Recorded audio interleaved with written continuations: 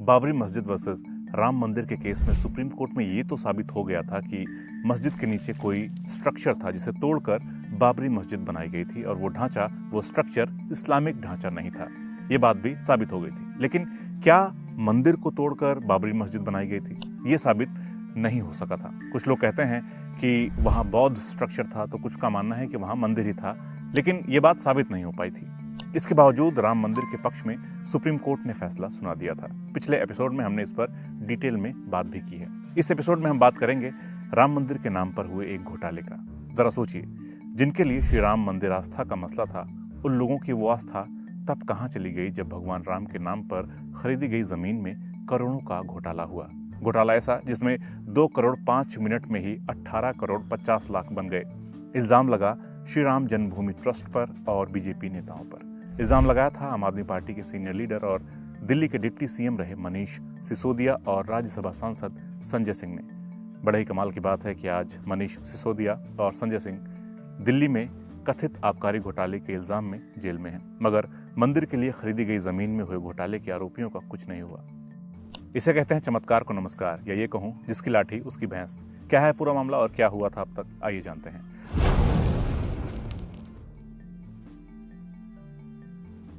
तारीख थी 14 जून 2021।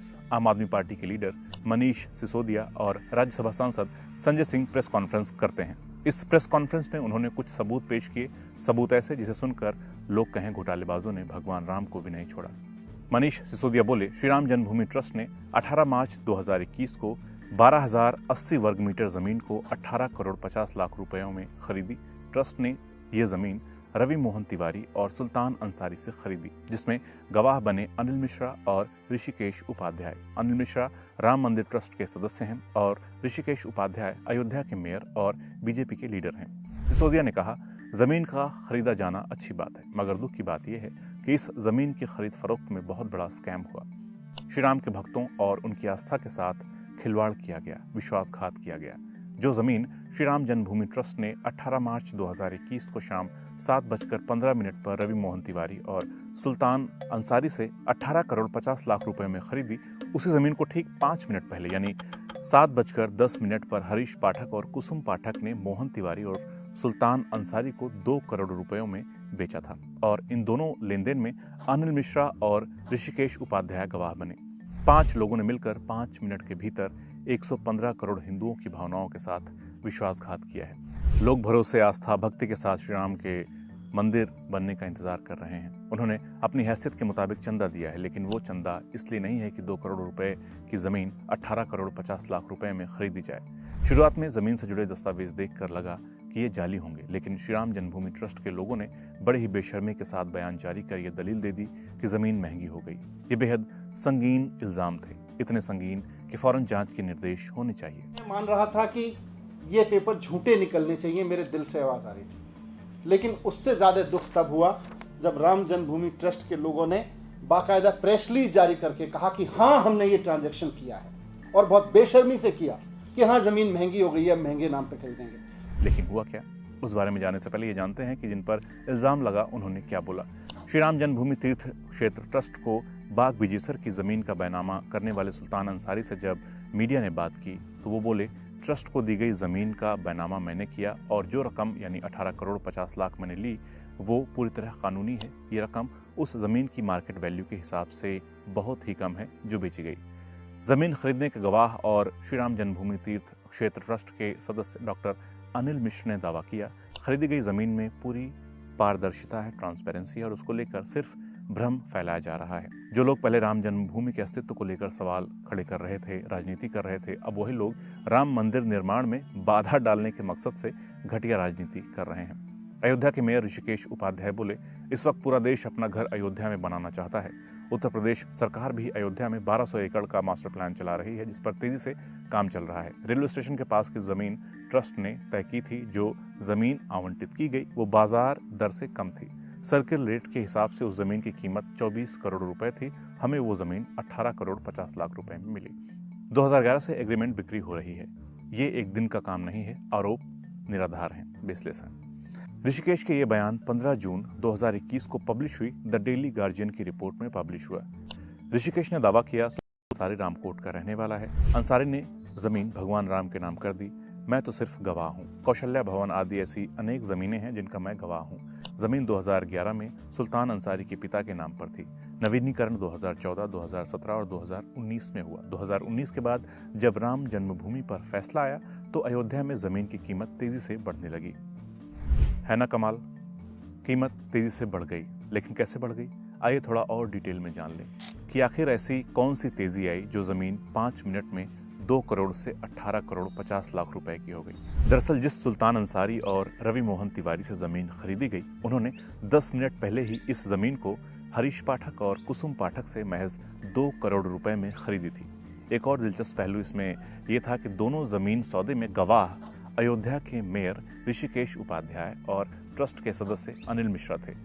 अब आप पहले जरा प्रॉपर्टी की खरीद फरोख्त की ABCD जान लें ताकि इस मामले को आसानी से समझा जा सके। जब हम कोई प्रॉपर्टी खरीदते हैं तो उसकी रजिस्ट्री कराई जाती है और अगर खरीदने वाला उस वक्त रजिस्ट्री कराने की सिचुएशन में नहीं होता है तो फिर नोटरी के स्टैम्प पर एग्रीमेंट तैयार किया जाता है जिसमें मेंशन किया जाता है कि कब तक पैसा दिया जाएगा और उसी के हिसाब से रजिस्ट्री का वक्त तय किया जाता है।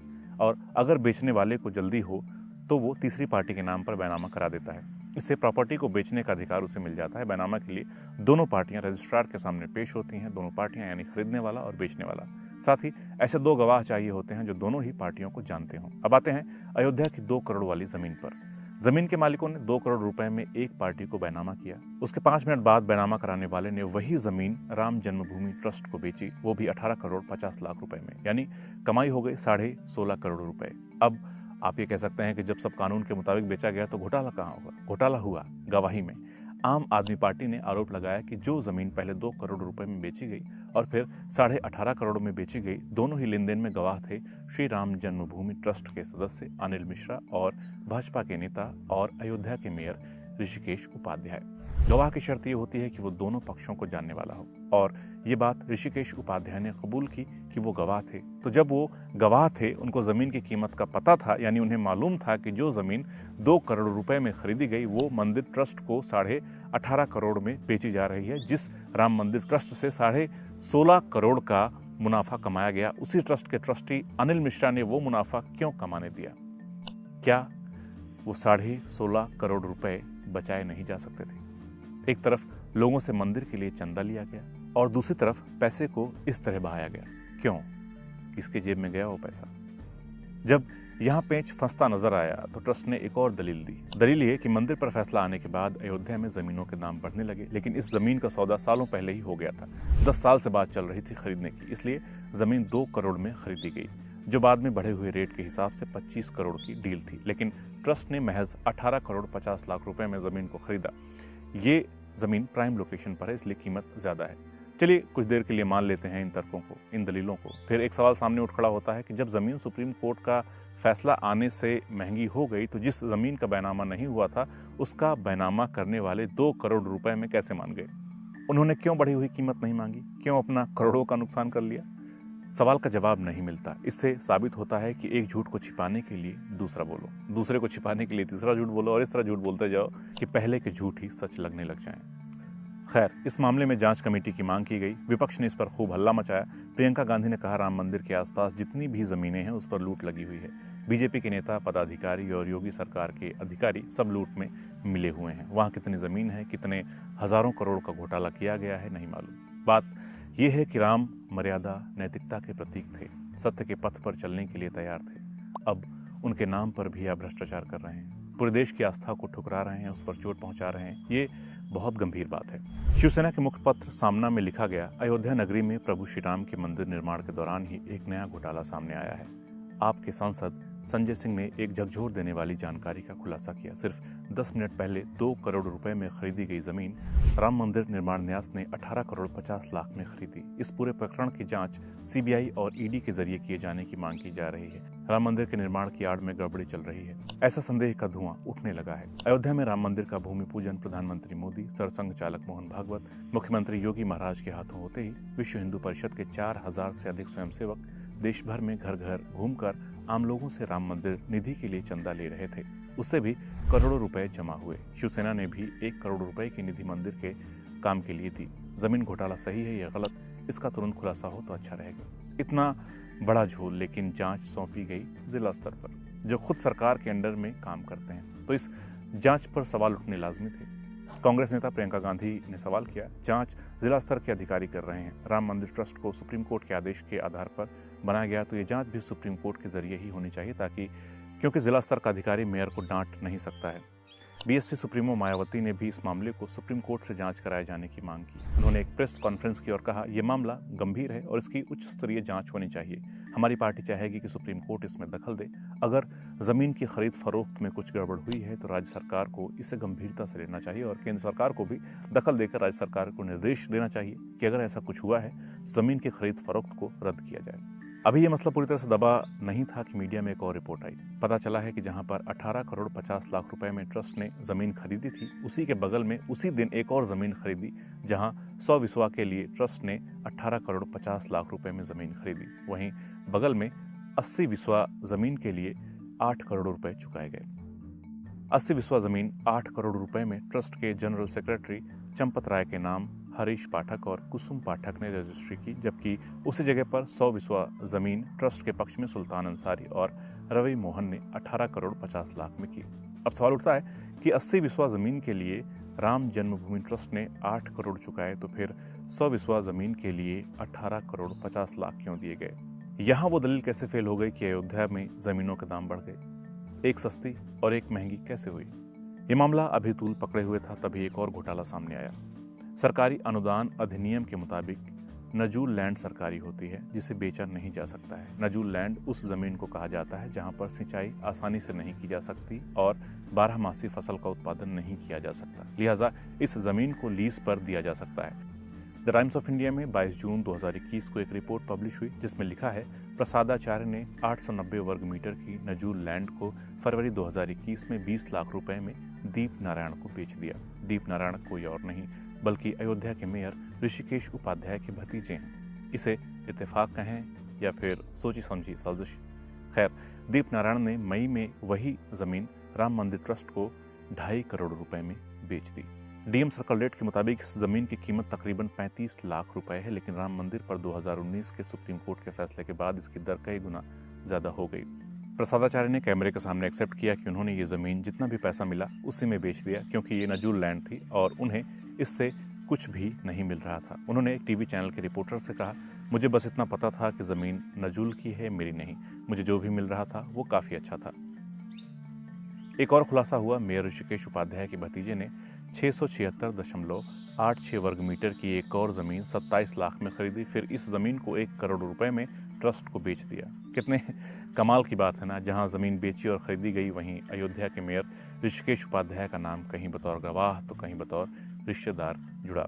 अब आते हैं मामले की जांच पर, क्योंकि तकरीबन राम मंदिर तैयार है और प्राण प्रतिष्ठा होने जा रही है। ऐसे में सवाल उठता है कि आखिर उन घोटालों की जांच का क्या हुआ?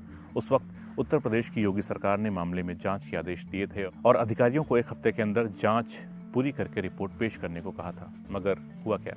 ढाक के 3 पात। मीडिया भी इस मसले को भूल गया। जांच कब क्या हुई कुछ पता नहीं, जबकि इस मसले में कई संतों ने भी जांच की मांग की थी। उनमें से 3 लोग राम जन्मभूमि विवाद मामले के पक्षकार थे। निर्वाणी अखाड़े के प्रमुख महंत धर्मदास, दिगंबर अखाड़े के प्रमुख महंत सुरेश दास और निर्मोही अखाड़े के महंत सीताराम दास। मीडिया से बात करते हुए महंत धर्मदास ने इल्जाम लगाया था कि ट्रस्ट दान का दुरुपयोग कर रहा है। ये ट्रस्ट भ्रष्ट है।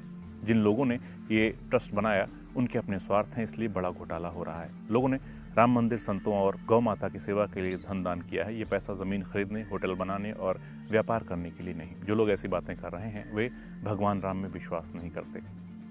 इतने संगीन आरोप होने के बाद क्या मामले की जांच हाई लेवल पर नहीं होनी चाहिए थी? क्या लोगों को सच पता नहीं होना चाहिए? अगर घोटाला नहीं हुआ तो फिर किस बात का डर था जो जांच सीबीआई से नहीं कराई गई? क्यों एक के बाद एक मामले सामने आए और फिर सब दबा दिए गए? क्या राम के नाम का इस्तेमाल यहाँ धन के लिए वैसे ही हुआ जैसे 2024 में सियासी मुनाफा उठाने के लिए किया जा रहा है? ये वो सवाल हैं जिनके जवाब इस देश की जनता को मिलने ही चाहिए। इस वीडियो में इतना ही। मिलते हैं इस सीरीज के अगले एपिसोड में बहुत जल्द। नमस्कार।